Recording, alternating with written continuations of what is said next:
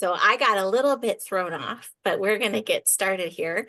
And my name is Terry Camersell, and I'm here on behalf of Creation Fellowship Santee. We're a group of friends who love to learn about our Creator God and believe that the Bible, when read properly, rules out the possibility of long ages. We met for 10 years at the Creation and Earth History Museum in Santee, California. Then and online, our goal is to equip believers to defend their faith. Although our focus is normally creation science, we sometimes like to highlight the consequences in our culture of evolutionary thinking.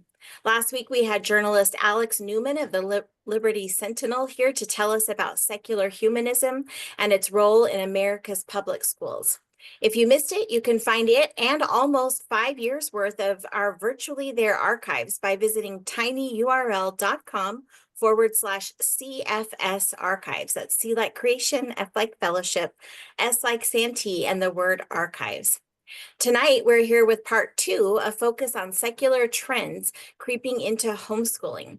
Our speaker, Leilani Melendez, is a former public school teacher, now homeschooling her own 4 kids. She is an author, speaker, and YouTuber. You can find her programs on the Living with Eve channel on YouTube, as she chronicles not just the ups, downs, ins, and outs of homeschooling, but also homeschooling with a special needs child. And with that, Leilani, I'm turning it over to you. Yay! Thank you, Terry. That was the best introduction ever. Okay, so I'm gonna go ahead and share my screen. And I did a lot of research because I know this group likes to see charts and tables and numbers and research. And so I thought it was so important for us to talk about what's actually going on right now with the homeschool community. And, you know, it was great seeing Alex Newman. If you didn't see him, you need to see him. But and I watched him. It was amazing talking about the public school system and what's happening with humanism. And we think that once we decide to homeschool, we've just escaped all of that. But just like Terry mentioned, that, it creeps in. Satan finds a way to find our children.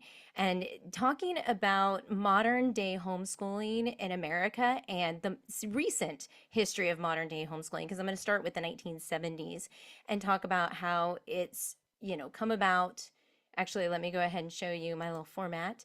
I'm going to talk about the history of home education, how it's, come about through the 1970s, 1980s, the Christian homeschooling boom, and then the shift and what is actually happening post pandemic and how now a faith-based homeschool family should respond because it's homeschooling is not like it was years ago.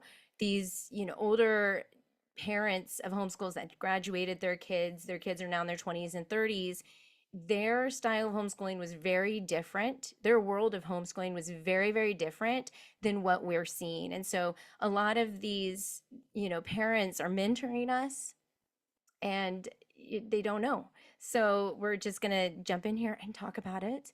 So the first thing I want to touch on is the 1970s. Now, this is the counterculture beginnings.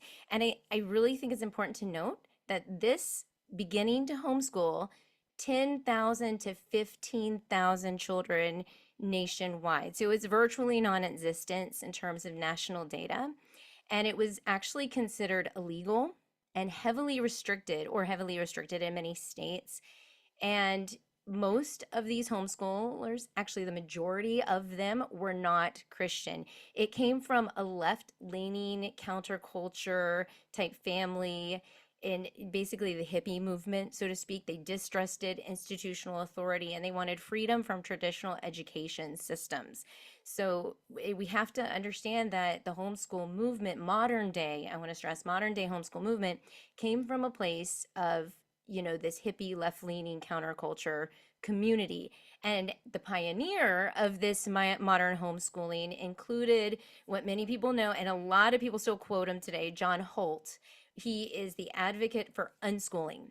So if you're not familiar with unschooling, it's this idea of letting the child lead their education. Of course, John Holt did not like the way schools were teaching their kids. Of course, this dumbing down idea, let the kids explore and discover things on their own. And so he, encouraged child-led learning. His magazine that was very, very popular in 1977 was called Growing Without Schooling. And so, like I said, mostly secular homeschools. So at this point, we're going to move into the 1980s. And so people are going, wow, you mean I can actually pull my kids out of the public school and take ownership? Well, you know what? The Christians jumped on board with this. And so starting in the 1980s, we start to see an explosive growth in homeschooling, especially among the Christian, evangelical Christian families. And then by 1983, there's going to be an estimate suggesting up to 60,000 to 125,000 homeschool students nationwide. And just to kind of give you an idea, that's a pretty significant number. And it is small compared to what we have now. Just to throw a number out there, in my city alone, we have 20,000, approximately 20,000 homeschool families, excuse me, homeschool children, or maybe is it families? I'm pretty sure it's children registered with the district. And that's only under the homeschool laws. There's other things which Florida has a whole nother, that could be a whole different talk if you're in Florida, but 20,000 registered homeschoolers. So 60,000 nationwide to 125,000 homeschool students by 1983. Now, by the late 1980s, the number is going to be growing to 200,000 to 250,000 students. The majority of them are going to be Christians. And of course, the key drivers of the 1980s, the growth of this is concerns about moral decline in public schools. And as you can see, the S word, education, I'm not going to say it, and secular humanism.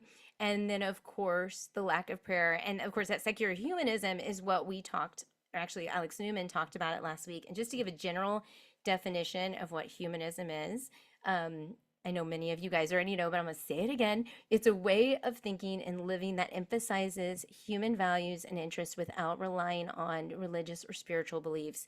So it's about human values. And that is what the public school is basically teaching. And of course, these Christian families are like, wow, we're going to do it. We're going to pull them out. We're going to pray with our families.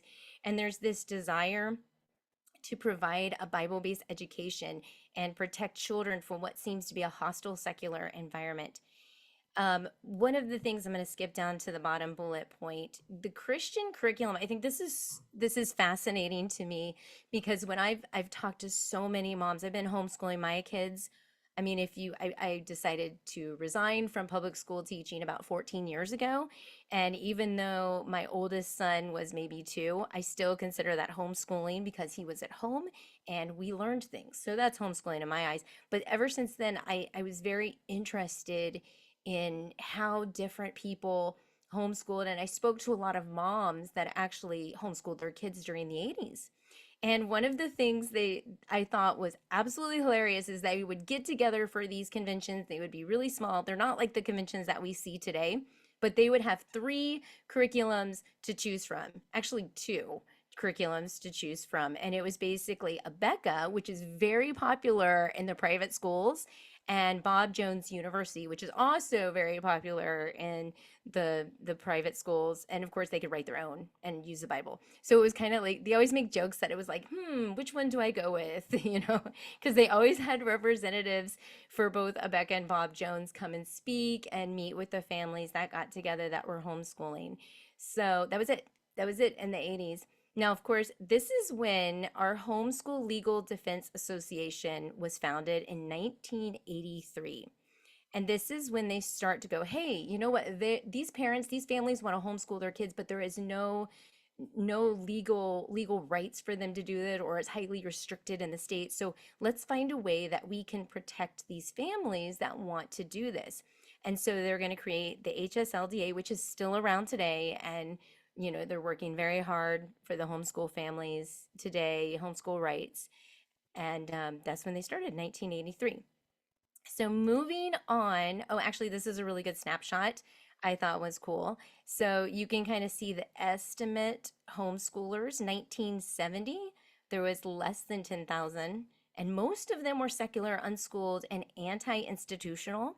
1980s, this is going to be 15,000 to 20,000 homeschoolers nationwide. This is when the growing interest, specifically among the Christians, and of course, legal gray areas. Was it legal, restricted?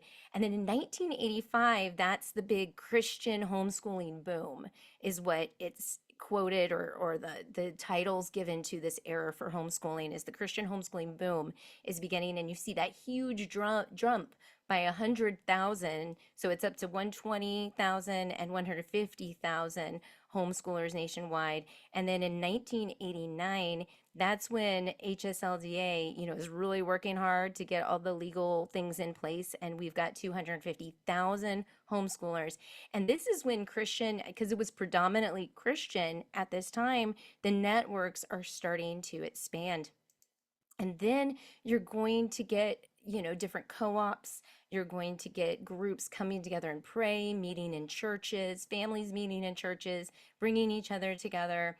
So coming into 1993, HSLDA made homeschooling legal in all 50 states. And it was largely, of course, due to the efforts of HSLDA. The homeschool population, 250,000 to over 1 million by 1999 nationwide. Once again, homeschoolers were predominantly Christian, and many of them citing their primary reason for homeschool as a desire to provide religious or moral instruction. They were also concerned about secular content and immorality in public schools, and they wanted to raise children with a biblical worldview. And of course, like I mentioned, you have all these networks growing, people communicating. They were going to different Christian conferences and finding other homeschoolers there. Co-ops were Christian. They were praying together in the classroom. So very Christian. And the three things just to highlight in the 80s that in the 90s that started happening is, of course, now we have more faith-based curricula that was tailored for homeschooling. And of course, I mentioned Bob Jones and Abeka. Those just stay around. They've been around and they're still around today. And then we've got Sunlight appeared, which a lot of people may be familiar with Sunlight. It is one of those curriculums that's very book-based, a lot of reading. And then you have My Father's World, which is amazing. And of course, Apologia has been around since the 90s, and love Apologia. And then the second thing I wanted to point out was that homeschool co-ops and conventions started to flourish. And this is when we start getting those homeschool conventions, and it wasn't just curricula to pick from. Christian families started connecting, and they started teaching their kids together in the home.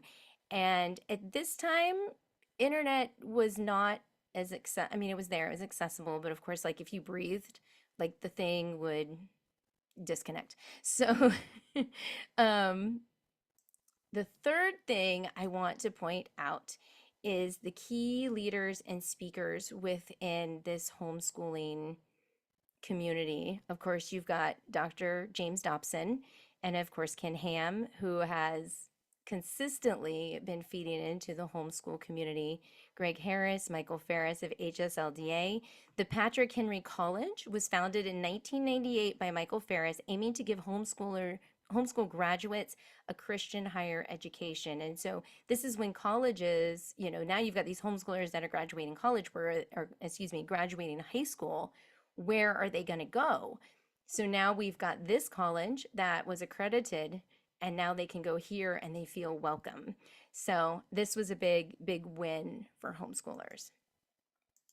So now just to kind of highlight some of the things, the Christian homeschooler in general, there was an emphasis on discipleship and family-centered living.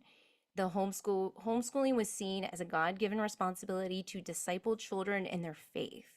And many Christian homeschoolers also embraced the family integrated church models, the stay-at-home motherhood and traditional family roles. The quiverful movement actually happened during this time, where they're going to be having, 11, 12, 13, 14 babies and family members all homeschooling together. And of course, there's the purity culture, the courtship instead of dating, and other social practices often tied into homeschool values. The Christian family emphasized character development, service, and leadership as fruits of homeschooling. Okay, so this is when we're going to go into a shift. And some some of the parents that I know were kind of, graduating their kids during this season. Um, these are the older ones, the ones that are mentors, the ones that are speaking at conventions. So we're going to start with the secular families are starting to notice. First of all, it's legal now, thanks to HSLDA. So the secular families are going, I like this idea of homeschooling because the numbers academically were just booming when it came to these homeschoolers. They were successful, they were getting scholarships, they were leaders in their community. And so other families were like, wait a second, we want this for our kids. And so they decided that they were going to start homeschooling. But they weren't necessarily faith based. They just wanted to do it for the purpose of academic success.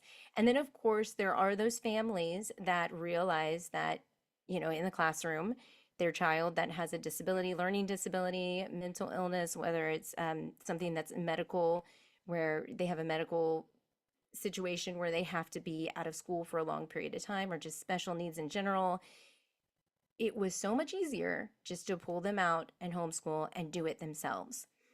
Still, at this point, the Christians are dominating in the early 2000s. So now we're going to get to the mid 2000s to 2010. And around this time, people started, I feel like this is when access to information and the internet and people talking more and discussing things more and realizing they are not happy with what's happening in the public school system. And so a lot of that, surrounded standardized testing. Let's talk about standardized testing. Let's talk about Common Core. A big one was school safety concerns. That was beginning to drive non-religious families to homeschooling in large numbers. And yeah, so then my biggest thing is the internet access and online curricula exploded.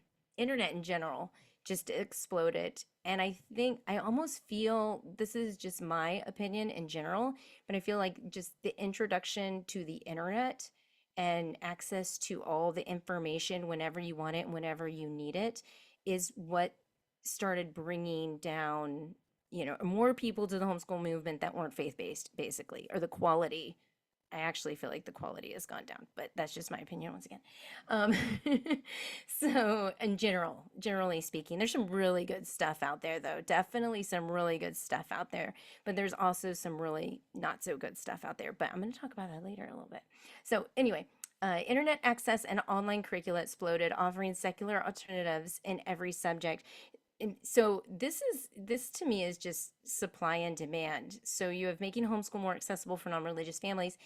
Okay, so it's like a business.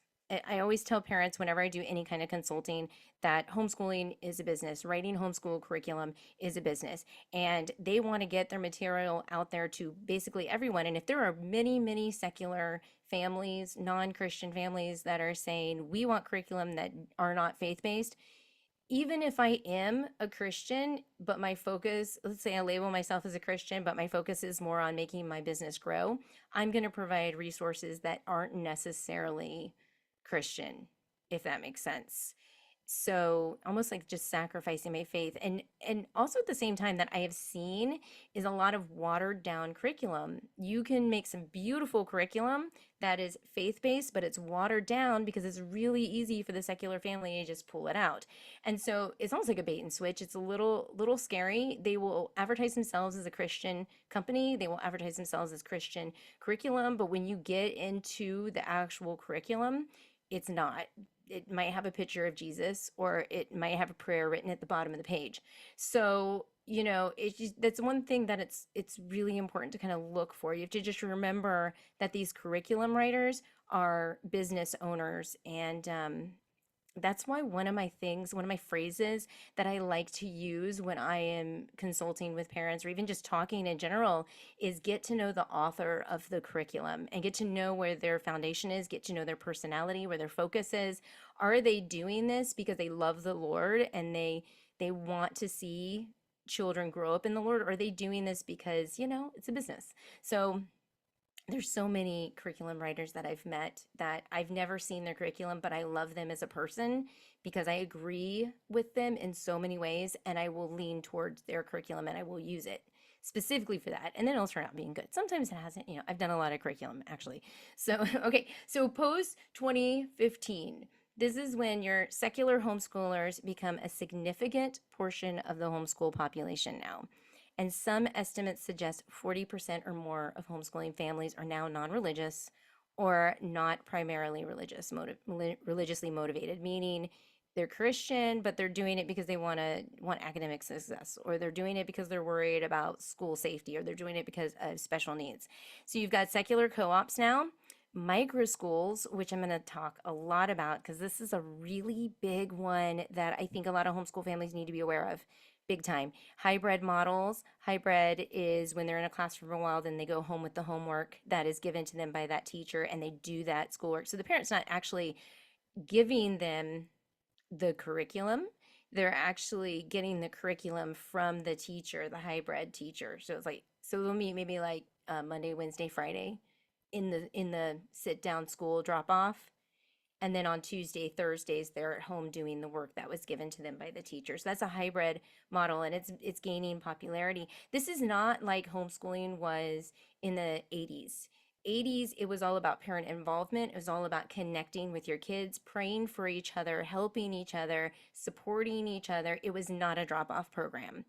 And even if there was a homeschool co-op where you brought your child to it to learn how to write from your friend, because that's usually the case, you were there, maybe babysitting the kids. I mean, there was times when I was in a homeschool co-op and I came in and I taught science, and the director, because her child was in my science class, the director was babysitting my kids in while I was teaching. And so it was more of a swap off. Now that's not the 80s. That was actually 2000 2010s, actually 2009. But either way, it was still not now. It was much further back in time. All right, so we have secular co-ops, microschools, hybrid models gain popularity, catering to diverse worldviews and focusing on academic innovations.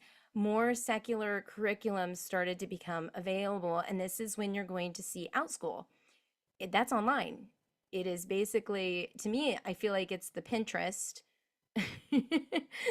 the Pinterest of homeschool curriculum, because you just like pick it, you register, and you like go to that one. I don't know. I don't know if that's a good analogy, but it makes me think of Pinterest every time I think about school. And then there's Khan Academy, which is online. It's really funny that so it's online. A lot of people use Khan Academy, even the school system, completely secular, use Khan Academy. I think this is so ironic that both Bill Gates and Elon Musk have poured millions of dollars into Khan Academy, which makes me a little nervous. And then there's also Time for Learning, which is another example that one's just been around. It's a really popular one, and it's secular. It's 100% secular. Okay, so I think I've discussed this a little bit. No, I haven't. So before I move on, all right, I like to say that the damage has been done. Just something to keep in our minds as our generation starts to homeschool, especially if we ourselves went to public school.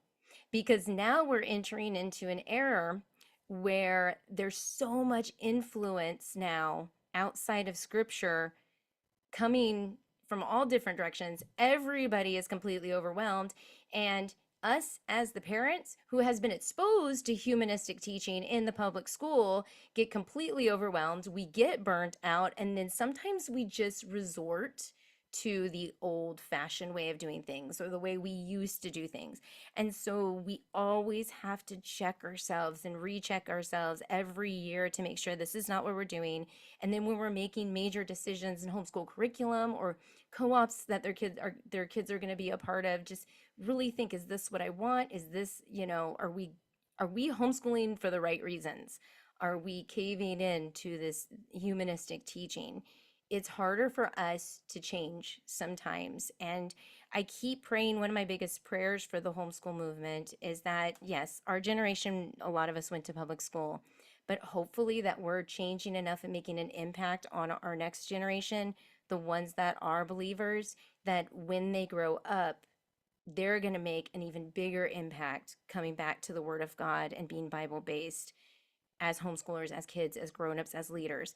So I'm just praying. So I put even Christians struggle and revert to how they were taught, and I see it over and over again. That someone says to me, "Well, I'm homeschooling for my beliefs," and then all of a sudden they're asking me about standardized testing and benchmarks and all these things that I taught and did when I was in the public school. So I was thinking, always remember this, that we were raised with humanistic teaching and that we need to change our perspective on things. All right, so I like to call this the pandemic era. Actually, I think that name actually comes from somewhere else because it's the pandemic era. It is. Okay, I think even textbooks say that now. I don't know, maybe Wikipedia. But okay, so in spring 2020, we have the pandemic. So it's shutting. We know, why am I saying this? We know this happened. It forced the schools to shut across the globe. Millions of families were suddenly homeschooling by default, managing remote learning at home. And now parents are seeing what's really going on in the school system and how it is not really teaching our children. There's virtual public school, super frustrating. There's no flexibility, academic challenge. They just see it all and they're like, forget this. I'm not going to put my kids back in school. I'm withdrawing them permanently. We're going to homeschool forever. And so they say, but anyway, they did, because it says statistically, US Census Bureau reported that homeschooling doubled from 5.4% of households in 2019 to 11.1% by the fall of 2020. And in some states, like Florida, it tripled. It was a huge jump. And so now the pandemic fueled the rise of online learning platforms, many of which are secular and customizable. Once again, OutSchool, Khan Academy, Time for Learning. I even mentioned ABC Mouse, Duolingo. I don't know how that is even a curriculum, but I digress. Okay, so then we've talked about ed tech innovations like virtual reality learning, interactive apps, gamified education, curriculum companies pivot fast, creating pandemic-friendly offerings, printable packets, video-based learning, and they're doing it so fast that there's no quality behind it. In some cases, sometimes there was quality, but in some cases there weren't. Many, many, many, many with no religious affiliation. Because once again, it really comes down to being a business and being about the money and reaching more people by sacrificing faith as well, because there's so many Christians stepping down. I'm not secular families that are stepping out of the public school. And the other thing too that I've seen with homeschooling in general is we've got parents that are working full time and keeping their kids home and homeschooling them, and they're not interacting with their children like they did back when homeschooling, the Christian homeschool boom happened. They're literally sitting their kids in front of an iPad or computer and having them do their work all day long with one of these companies. And I see it more than you would even imagine. Sometimes, and another problem that we're seeing is now they're not really called homeschool co-ops anymore. A lot of these homeschool co-ops has kind of transferred the name into home education programs. And those are usually drop-offs where you take your kids, you drop them off, and then you leave. And that's kind of the idea behind it, but they all kind of operate different.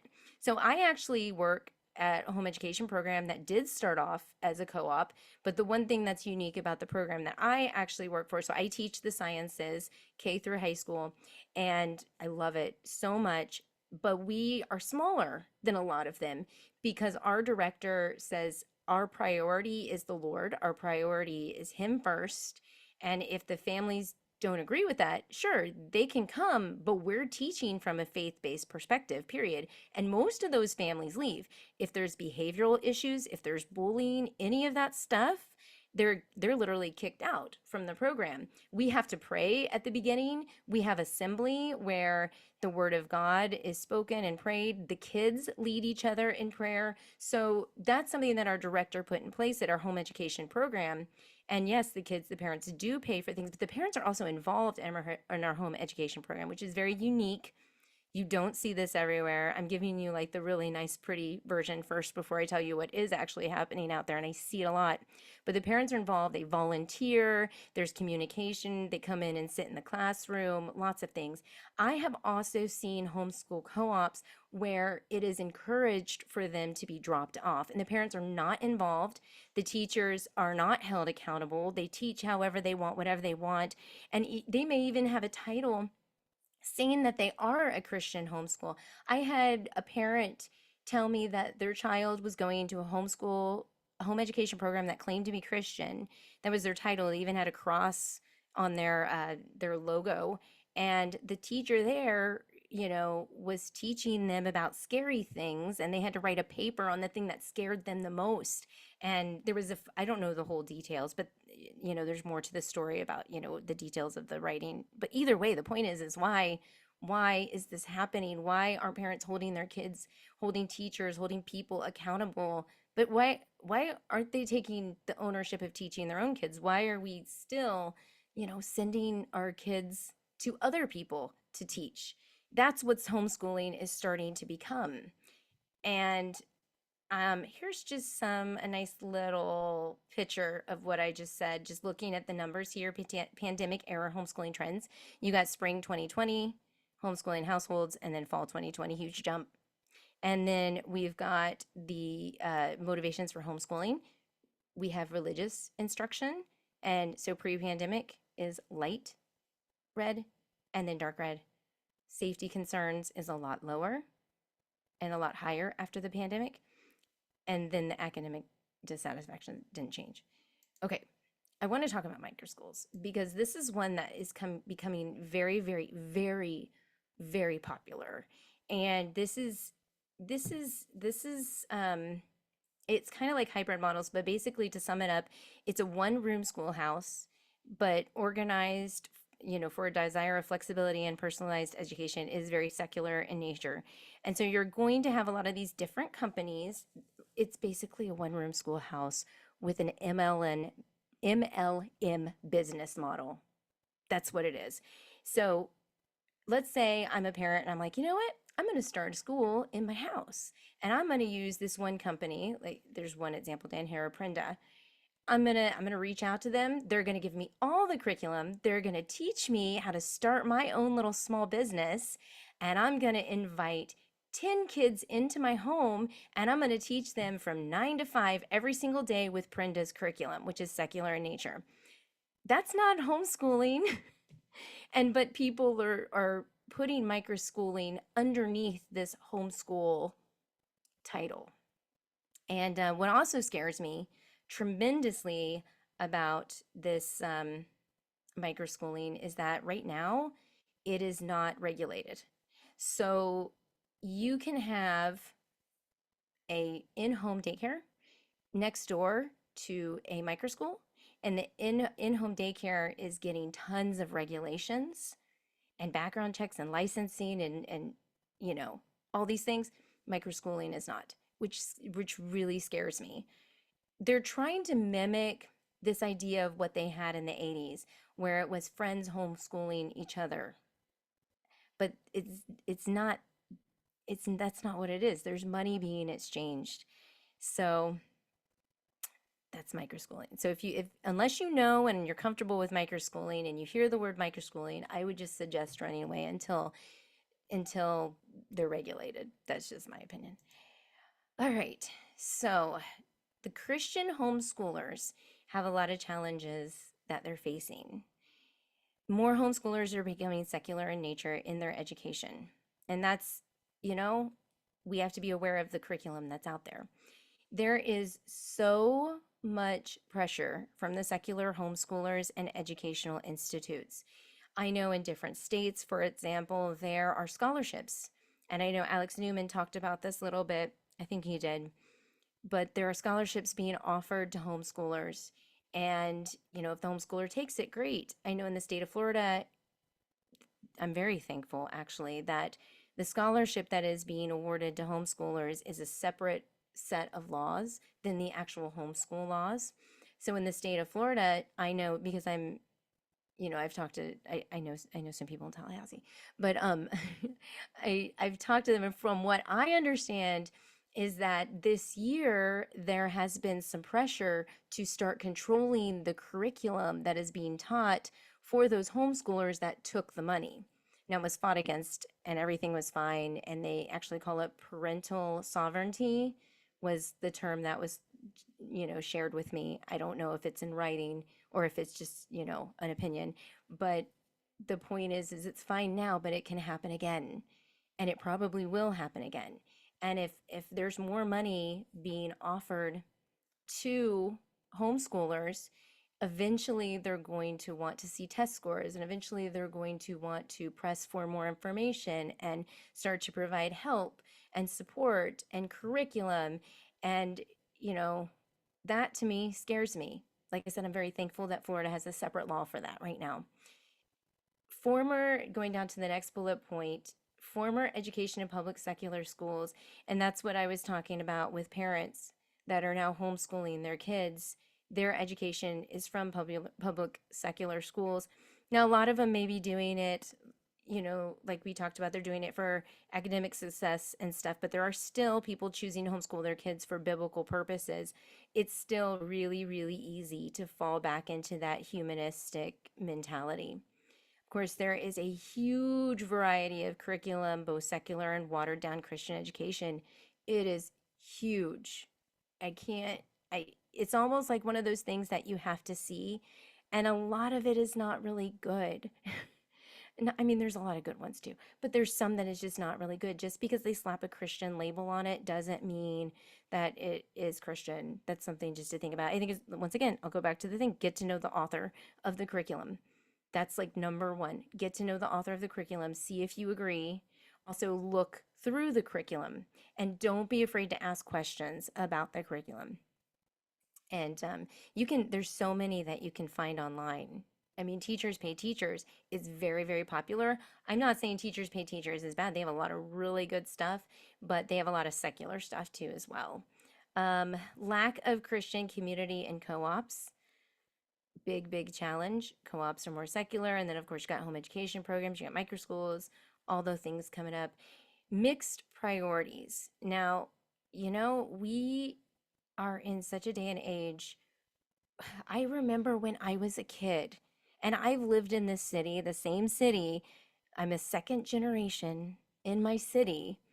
I remember when I wanted to do theater, there was one community theater company that I could be a part of. And if I made the audition, they actually paid me. Now we're paying them to have our kids enroll in their community theater. And not only that, there's so many to choose from. I remember me and my daughter, she got into musical theater for a little bit and we were shopping around for plays. We're like, oh, this group is doing this play, this group is doing that play. Which one do you want to do? We have lots of choices. And that's the other thing too. I mentioned mixed priority, the arts. I think we have to be very mindful of the arts and when we're exposing our children to the arts, because there's a lot of plays out there that are just not, from a Christian perspective, appropriate. So my daughter was really, she loved this one company, or not company, it's a studio, and we had to pay them. So it's not, we had to pay them. She loved them. She loved the people there. She did a musical with them. And then when they announced the musical for the next year, she was so excited because she was like, I'm going to do it. I'm so excited. And it was the Addams Family. And I don't know about you. I do not want my daughter to memorize lines, to memorize dances, to memorize music that glorifies death. So we didn't do it. She cried. And it was not, she cried because she was mad that they chose to do that musical. And she couldn't be a part of that in her heart. She couldn't do it. So I think we need to be careful of the arts because sometimes we do sacrifice our faith for popularity sometimes. I feel like yeah, I said it.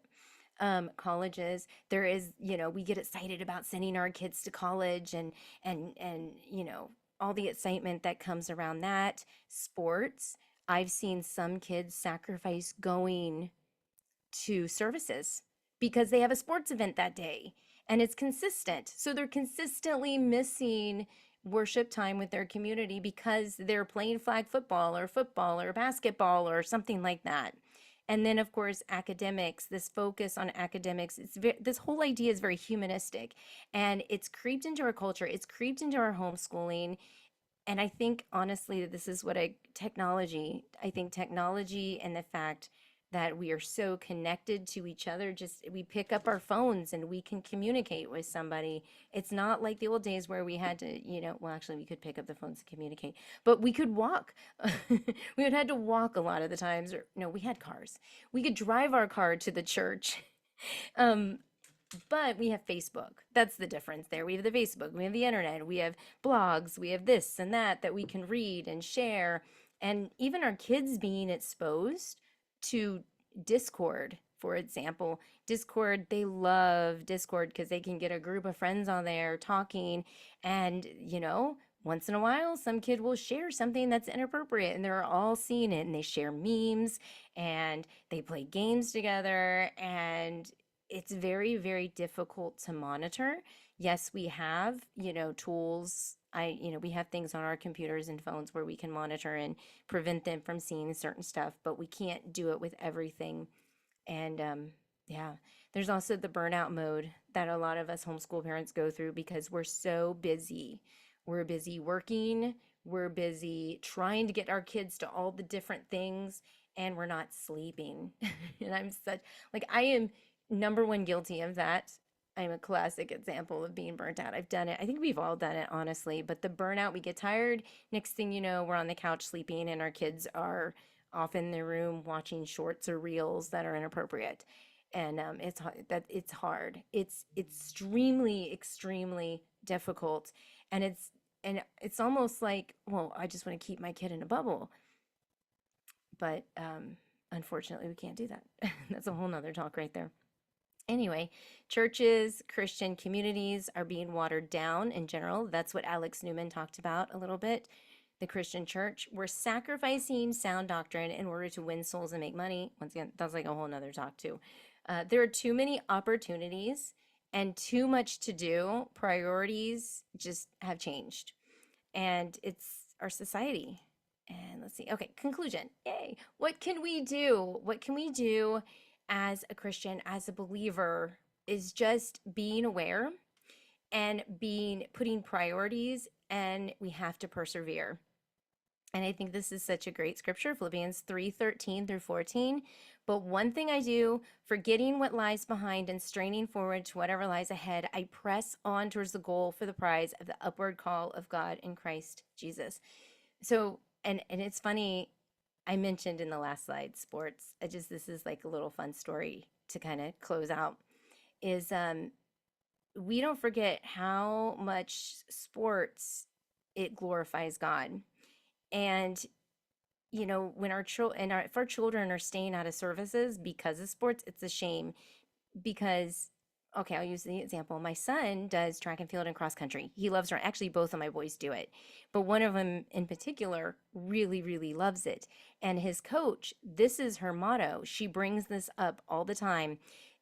She brings up the fact that certain kids are slow, but they still need to keep coming to track and field because crossing that finish line is such a big deal. Pushing through, feeling the pain that they go through, just pressing towards the goal for the prize of the upward call of God in Christ Jesus. It's such a parallel there. And if only we could see that. Just a thought. So that pretty much sums up. I can show you my things. I don't know if you want me to dive into that yet. If anybody's there. Oh, yes. Show us how we can reach out to you. Is that what you were going to say? Yeah, that's what I was going to ask, if you want me to share that information. Yes, please do. Okay. I do a lot, and that's why I sent him a classic example of the burnt out mom. So this is my YouTube channel, Living with Eve, right here, and that's what it looks like when you open it. And I also do homeschool evaluations, testing, consulting, choice navigator, class source instructor. My website is just my name, LeilaniMelendez.com. I'm also working alongside Empowering Homeschool Conversations, which is a ministry with a group called SPED Homeschool, which is mentioned right over here. I do consultations with them for special needs homeschooling specifically, and it is a Christian community. And this is my curriculum that I write. I'm not out there to make money. I wrote this for my daughter, and I just put it online and make it available for people. If they like it, great. If they don't, there's a lot of free stuff on there that they can use. And then this is my book. So that's pretty much it. That's me. Well, that was excellent. Is that a curriculum that you were writing and you sent some experts to me? Did I do that? Did I send you some? I think it was like last year. It was a while Maybe. ago. Yeah. Probably. Yeah, probably.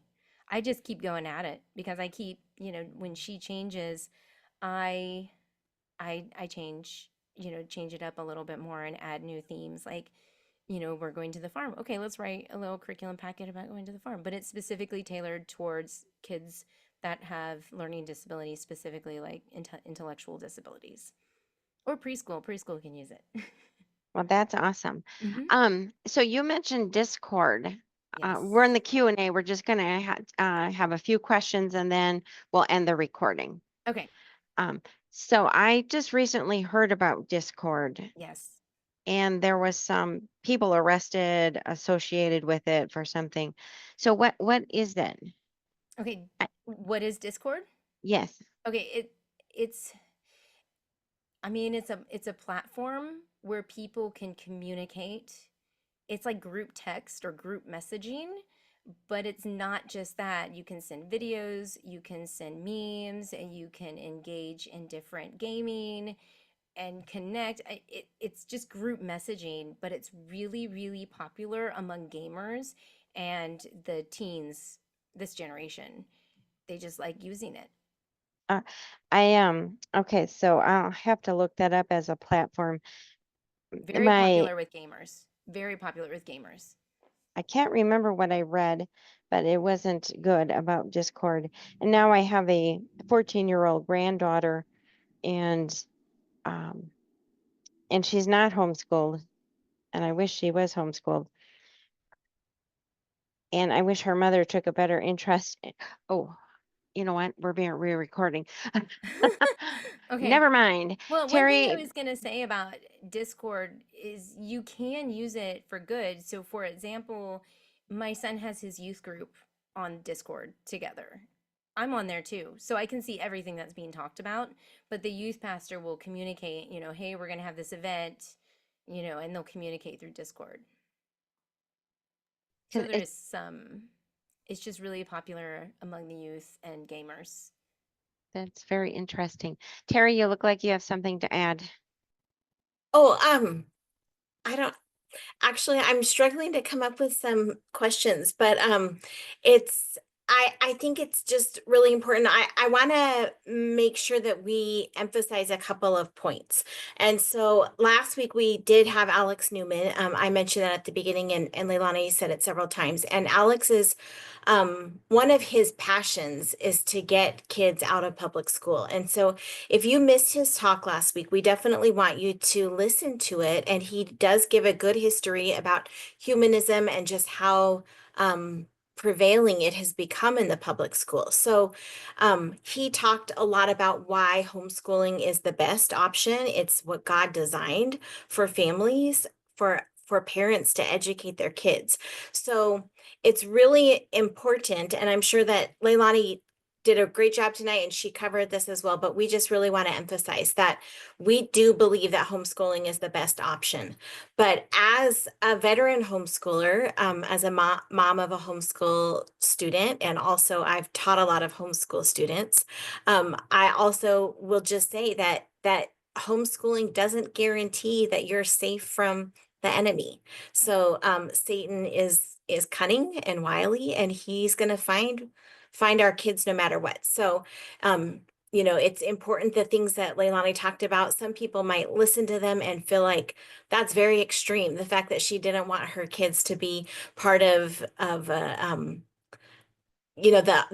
art community, The musical, yeah. entertainment, yeah, the musicals. Like it's important. I mean, if we're teaching our kids academics but we're not teaching them the Bible, and the truth is we can teach them the Bible, but it's still their decision once they get to be an adult. So we know that homeschooling isn't a guarantee. It does not come with a guarantee, but it's still the best option.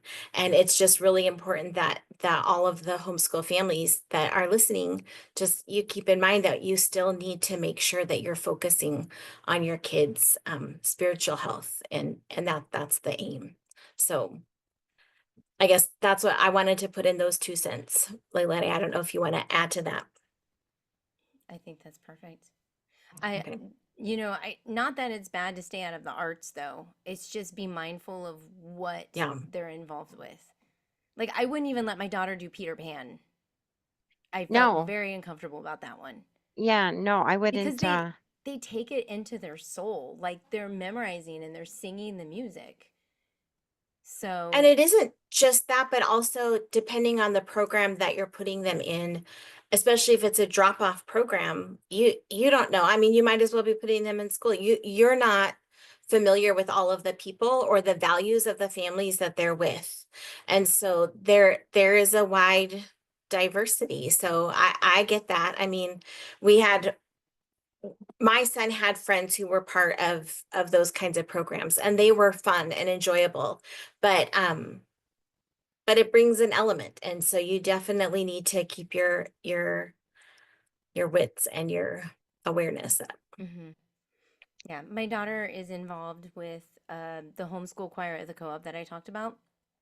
She's going to be, not yet, but then she also does. I do love our congregation because they do have a music ministry for youth, and so the Yeah. kids can get it. That is a better alternative than the other community.